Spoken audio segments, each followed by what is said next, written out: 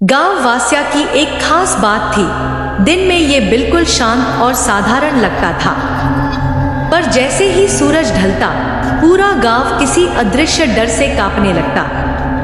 लोग अपने दरवाजे जल्दी बंद कर लेते, बच्चे खिड़की से बाहर झांकने की हिम्मत नहीं करते और सब एक ही बात कहते, काली अम्मा जागती हैं, अंधेरा उनका समय है।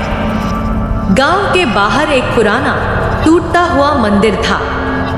उस मंदिर का नाम था काली अम्मा वासिया का धाम। कहा जाता था कि यहाँ कभी शक्तिशाली देवी की पूजा होती थी, पर कई साल पहले एक अनहोनी के बाद पूजा पाठ पूरी तरह बंद कर दी गई। तब से मंदिर अकेला पड़ा था, या ऐसा सबको लगता था। राघव शहर का लड़का। कहानी का नायक है राघव, जो शहर से अपनी दादी के पास गर्मियां बिताने आया था। राघव आधुनिक विचारों वाला, निडर और थोड़ा जिद्दी लड़का था।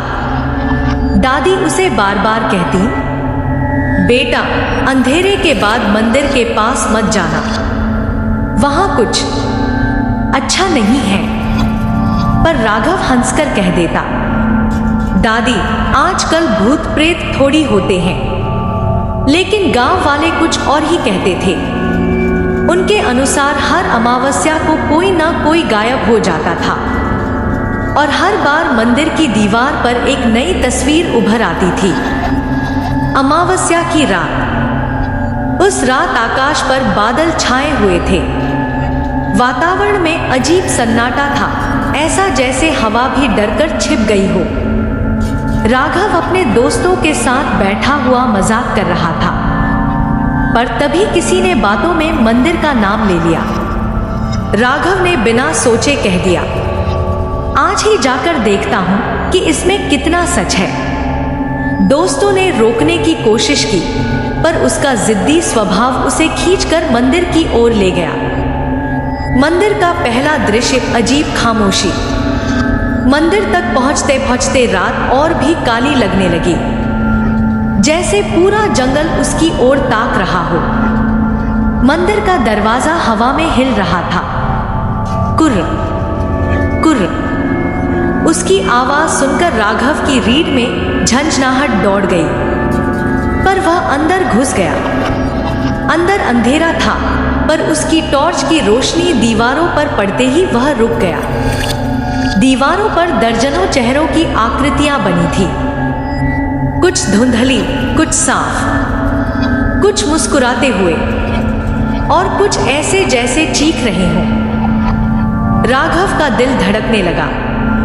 पहला संकेत हवा में फुसफुसाहट। जैसे ही वह आगे बढ़ा, मंदिर के कोने से किसी औरत की धीमी फुसफुसाहट आई।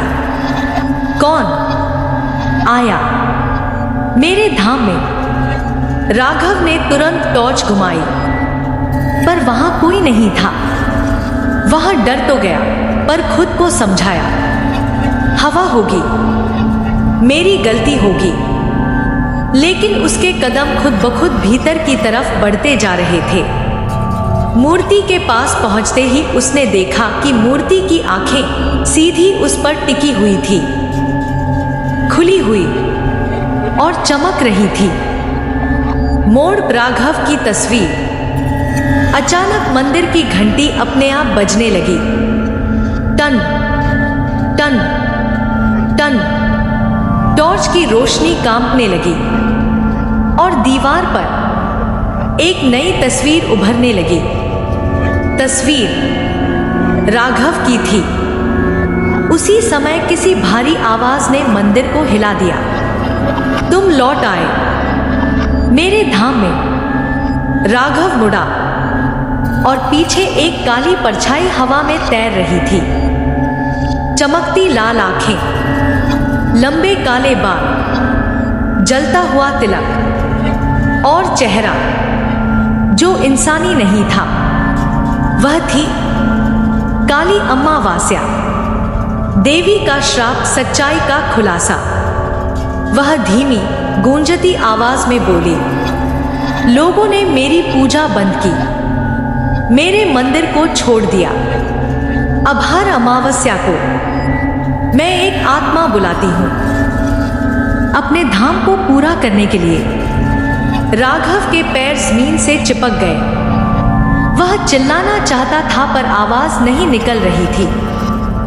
देवी उसके बिल्कुल सामने आ गई। उसकी सांस गर्म धुएं जैसी थी। अब तुम्हारी बारी है। अंतिम मोड़ गायब हुआ राघव। अगली सुबह गांव में हलचल मची। राघव घर नहीं लौटा था। गांव वाले मंदिर पहुंचे पर दरवाजा बंद था। जब किसी तरह अंदर गए तो सब दहशत में जम गए। दीवार पर तस्वीरों की कतार में एक नई तस्वीर जुड़ चुकी थी। वो तस्वीर राघव की थी। आंखें खुली हुई, चेहरे पर डर जम चुका। नीचे लाल रंग से लिखा था, एक और मेरी वसूली पूरी हुई। उस दिन के बाद गांव में कोई भी रात के समय मंदिर के पास नहीं जाता, क्योंकि काली अमावस्या अगली अमावस्या पर किसी नए को बुलाने वाली है। अगर आपको ऐसी दरवानी कहानियां पसंद आती है तो वीडियो को लाइक करें और ऐसी ही रातों का अंधेरा महसूस करने के लिए हमारे चैनल को जरूर सब्सक्राइब करें, क्योंकि अगला रहस्य बहुत जल्द आने वाला है।